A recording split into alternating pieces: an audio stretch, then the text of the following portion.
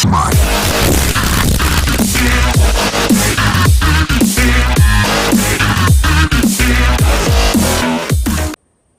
evening, guys. It is the 29th of September 2016 at 7:15 in the evening. This is Dubs, the layman from the LaymansLament, and joining me on Skype this evening is a good friend of mine. I don't think we need to even introduce you, but it's Andrew Hudson, as you can see. They probably could. They probably could have guessed that. Yeah.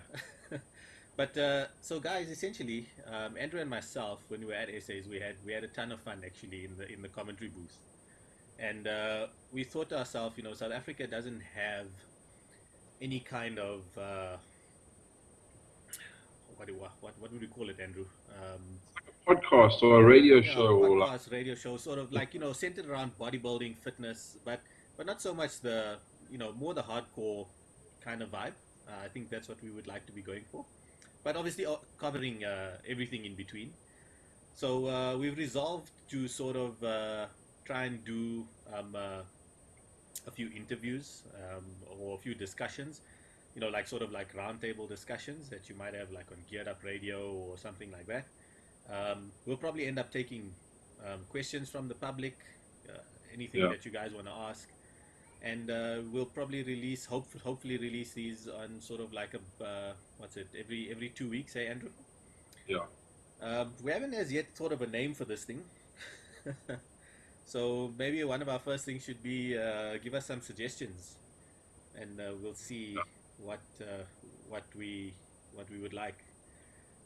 So what the bulk and I have discussed is we'd like to do a bit of a 2016 year in recap. The competition season's pretty much winding down now. Essays has come and gone, and you guys out there are sort of getting ready for Worlds. But by and large, everyone's sort of getting ready for December holidays. So I'm going to let Andrew actually, I'll ask you, Andrew, how was your 2016? Give us a rundown from when you started, sort of. I mean, it was a hectic year for you, actually. 2016 for me has just been a crazy year. At the end of 2015, Tracy and I had a baby.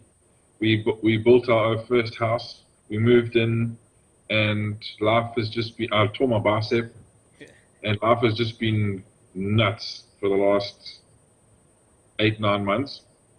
And 2016 for me has been quite a learning experience because I've had some time away from the stage because of the injury. So relearning how to manage a successful online business combined with trying to do a pro debut and like manage a professional career as well as now be a father, it's been quite a learning experience, but something that I really enjoyed, and I think I'm on top of everything now. Evan's not walking yet, so for now I'm on top of everything. So take us through that. I mean, like when you tore your bicep, and then obviously let's jump forward. So we know you tore your bicep. It's old news. Old news, yeah. You rehabbed it. How did you tear your bicep, Andrew? It's new news now. How did you tear your bicep, Andrew? How did I tear it? Yeah. I was moving a couch, so I've never really spoken about this much, like on social media and everything. So what happened was we had this huge ass couch. Is it the one in the back? Big. No, it's none of these. So we had this really big couch, and I didn't like it. It just wasn't comfortable to sit in. So we sold it, and then we arranged for people to come and move it for us.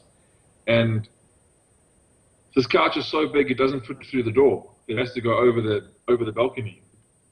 And we organized for 3 guys to come and do it because I didn't want to get involved in it because I was preparing for a show. I was 6 weeks out from the Tampa Pro last year, and one guy rocks up, and I just come back from cardio, and I was just like, stuff it. Let's just get this couch out of here. I don't want it to be in this house anymore. I want to get a new one. This one must go. And the couch had the last laugh. Yeah. So basically what happened was it went over the balcony, and I was standing underneath it, and the guy moved it off the roof of the car, and I was holding it with one arm. And I literally just watched it tear off. And it wasn't painful, it didn't bruise or anything. I was very fortunate because just the tendon ruptured. There was no damage to the actual muscle tissue. And That was on the Sunday morning. 2 hours later, I was in the emergency room with the surgeon. I'd already had it scanned in Umhlanga, and they ordered the kit to do the repair. And then on Monday morning, I had it repaired. You have to get a kit to repair your, to repair Yeah. your arm. Uh, That's hectic. And you said what? You have some other news now? so so that was 2015. Because now we're So prepping for 2016, 2017, right? was going quite smoothly, and then last week I did a small little pec tear.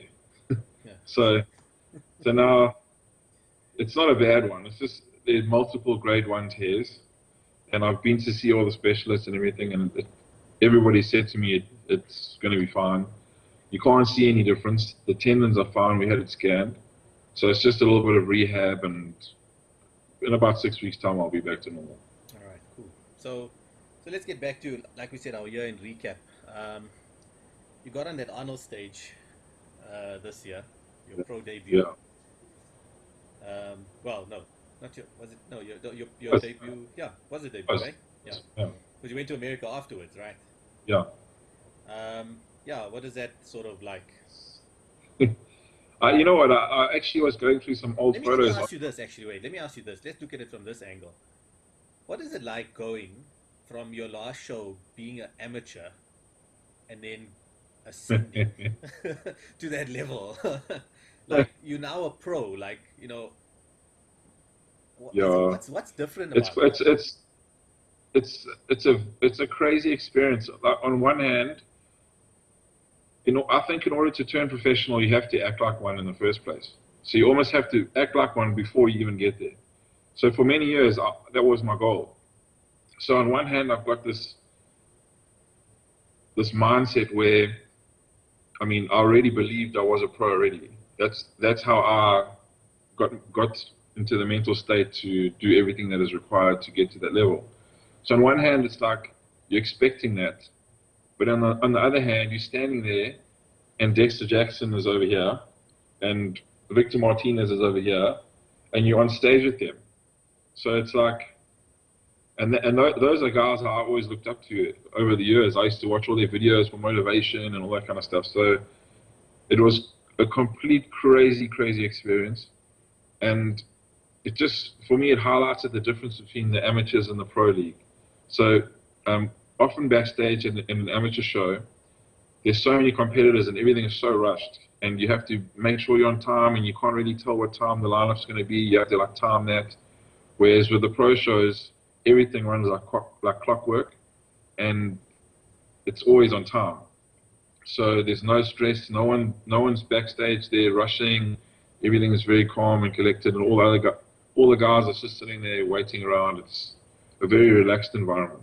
Okay. So it's like I can't put into words how the differences between the amateurs and the pros, and what it's like to go from being an amateur to standing in the pros. It's just, Something you have to I haven't even experience really yourself. reflected much on it myself. Yeah.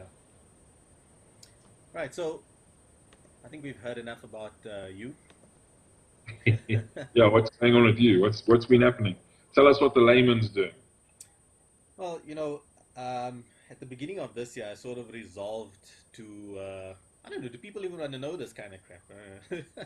People do want to know it. I'm telling you, Do they? Okay. Well, do want to you guys let know. us know if you need to know more about me. But at the beginning of this year, I sort of resolved to become, more involved in bodybuilding. I think through my diary entries on my website, people have sort of understood where I've been coming from, and where, I mean, I'd love to be in your position, but sometimes you just have to accept. You just have to accept that life turns out a little differently, and you have to sort of just go with the flow, and you end up in places you never thought you would be. So Yeah. I'm now vice chairman IFBB of an IFBB district up in Johannesburg. The West Rand district was our first year this year. On the whole, actually, something I actually want to talk about is, and we'll get into it now, is just the competitive year as the federation or whatever it is. You are an IFBB pro, so I think it's apt that we talk about Yeah. it. But yeah, it's been great fun. It's been a crap load of work. promise Yeah. you, like, guys do not understand the amount of work that goes on behind the scenes to put on shows and Yeah. to try and give them the best experience that we possibly can. And the And what unfortunate thing about a it, lot of people don't know is that you guys are essentially volunteers. You yeah, do it yeah, for the love of the sport. It's not yeah. just There's no salary, there's no nothing, you know, not even your petrol or anything like that. So we truly, I can honestly tell you that the people that do this stuff, like the judges and things like that, they really do it for the love of it, you know. But that being said, I mean, it's been a great year for our district, and I hope we'll see it like grow from from the stuff from the first year. The sport is growing, and I think for myself, like really, I really want to try and get into a lot of development. I've spoken about it before previously on social media and things like that. But this, I think, my 2017 year will really be sort of geared toward that, um, because we have a great sport. I just want to keep it sustainable. That's what it actually comes down to. yeah, So, yeah, the more people you have doing the sport, the easier it is. What people don't realize is, and I'm sure you know this, and I mean, athletes will complain about this, yeah. We got a guest. making his first appearance on the nameless show.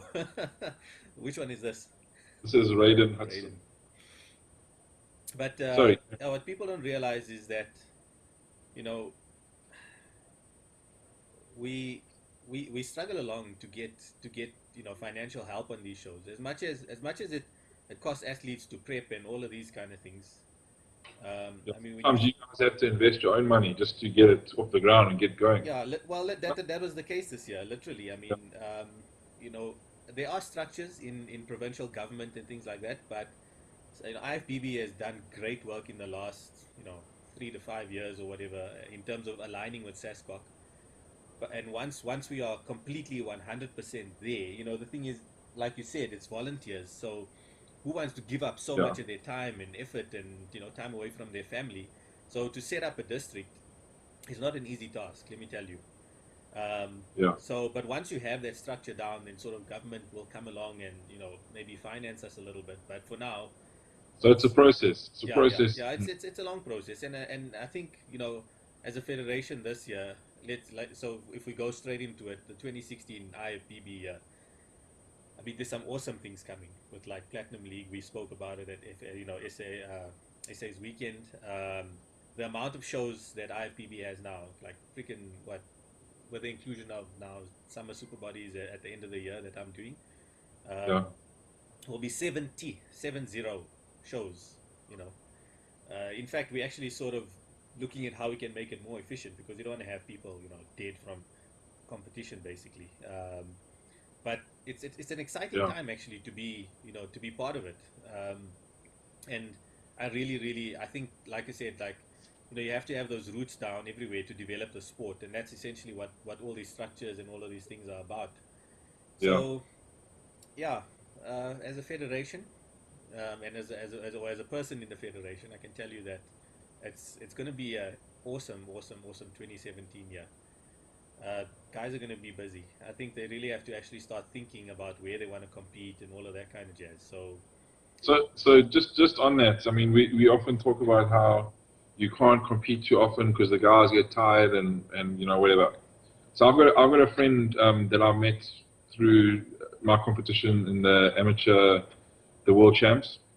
His name is Art Kavickas, and he's always like shredded. He just came second at the Arnold in Spain now.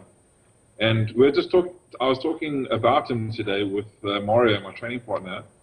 So I was just saying how he's always in shape. Like he's never out of out shape. of shape, yeah. So I wondered how many shows does he do per year? So I sent him a message on Facebook. He says he does on average between 12 and 15 shows What? a year. Yeah, and Jeez. you're talking about a guy who places the top. He always places in the top 6 at the IFBB World Champs, Holy and crap! he's in the top 3 or 4 at any Arnold amateur or amateur Olympia that he does. He told me he's got another show coming up this weekend. It's his 141st show. What? Holy shit, dude! How's Jeez. that? So, How and, old he, is and this he's guy? shredded all the time. I've never seen a O like this before.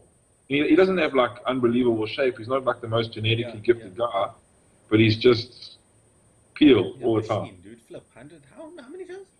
41 shows so far. Jeez, unbelievable. Well, I mean, So guys, saying big, that big, as a coach, what's your huh? recommendation? So now we can have all these shows, right?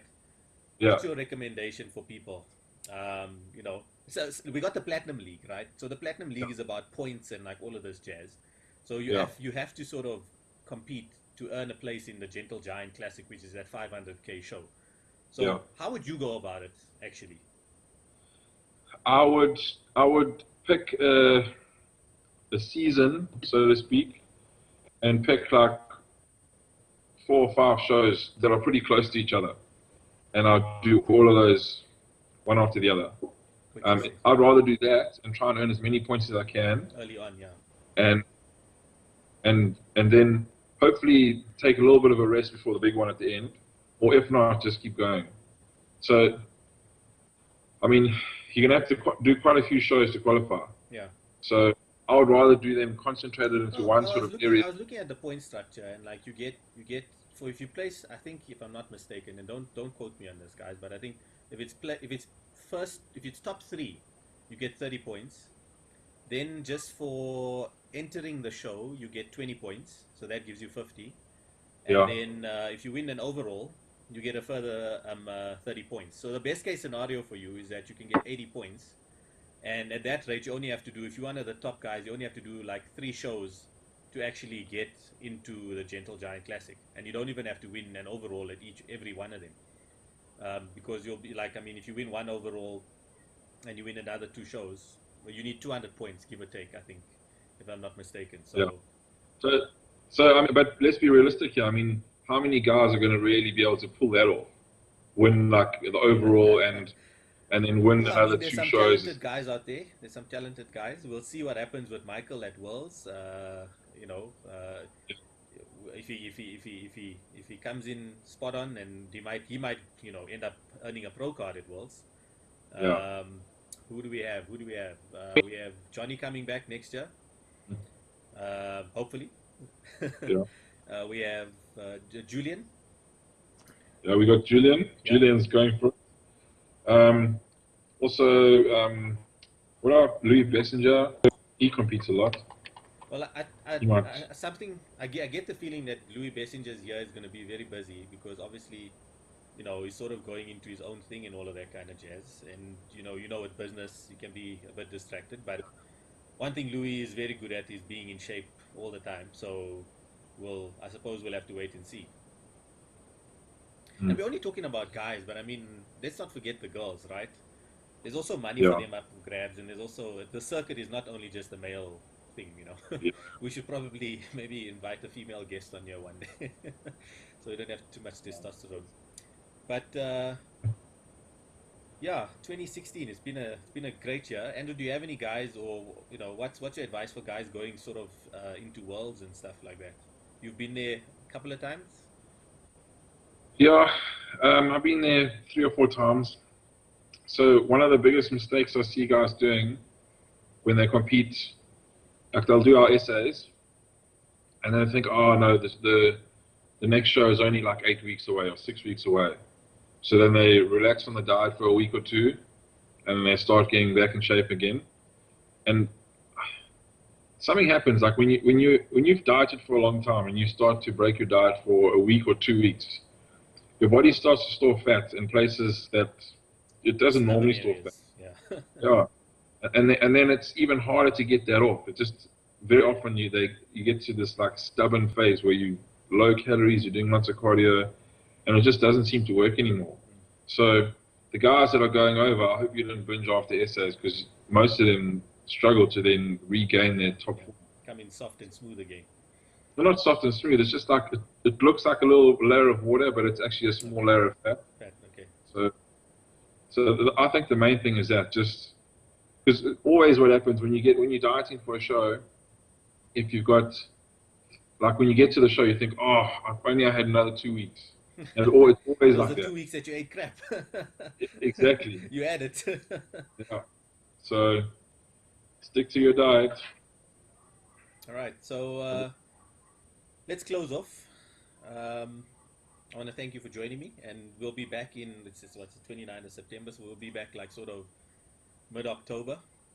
Um, This is gonna be a regular thing. We're very yeah. So excited we about. want to turn it into a regular thing. We want to make it something of substance, right, Andrew? Yeah. We, let's come and interact with us. Like I said, ask us questions. Um, Andrew, I really like to get into like the more technical side of things, sort of like yeah, what um, would you like to cover? Let's give them in like let's give them in some yeah, idea of what we want to get into. why do people take branched chain amino acids when they train, or why should you have certain foods at certain times? Like some people say you mustn't have carbs at night, others people say you mustn't have carbs at breakfast. So let's discuss the theories behind that and why people do those kind of things. Will we Um, will we discuss any dark side things? I'm happy to discuss anything anyone wants me to discuss. Yeah, that's something I think is not spoken about enough. So I'm open to that, and as long as it's done in a sort of respectful, Respectfully, yeah, informative yeah. manner, it's not to be taken lightly. And yeah, I'm happy to talk about that. All right, guys. So shoot us some questions for either me or Andrew. Okay, no, shoot it to me. Andrew's too busy. I'll check my inbox. Hit me up on Facebook, um, either on my private profile or on the Layman's Lament page. And let's get this thing going. So Preferably the layman's lament. We want to drive some traffic there. that's fine. That's fine. It doesn't matter where it goes. This is all about knowledge and creating community. So come and be part of it with us, guys. Yeah, I think I have to thank Andrew straight off the bat because there's not a lot of people that would do this actually. Um, and It's you know what? It's something that you and I are both passionate about, and I mean, we don't get paid to do this kind of stuff, but we do it because we love it and we want to pass on knowledge and we want to share our experiences with everybody. So as long as people support it and then there's a response in that, then we'll definitely keep on doing it. all right, cool. So that's Bulk and Dubs. We'll see you around, give or take, around the middle of October. I won't give a date because we'll see what our schedules are like. Yeah. We hope you enjoyed this first episode or podcast or whatever you want to call it. Give us suggestions of who you want to interview or who we can get a third person to join us or fourth person for that matter, to discuss technicalities or to even just ask them a few questions here and there. We're open to anything and we'll see how it evolves. So thanks, guys. Andrew, Peace thank out. you very much. Yeah. Say hi to Tracy and the cats for me. The cat said hi already. Touch mine.